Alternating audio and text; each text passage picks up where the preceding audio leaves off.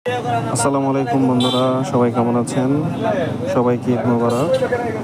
আজকে ঈদের নামাজ পড়তে যাওয়ার সময় অনেকদিন পর গ্রামের বাড়িতে আসছি ঈদ করার জন্য।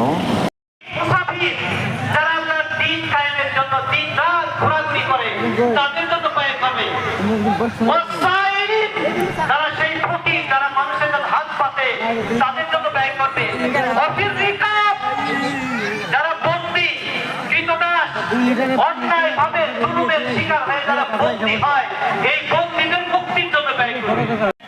ইয়ামুরুনা বিল মা'রুফ ওয়া ইয়ানহাউনা আনিল মুনকার উলাইকা হুমুল মুফলিহুন। ওয়া ক্বালা তাআলা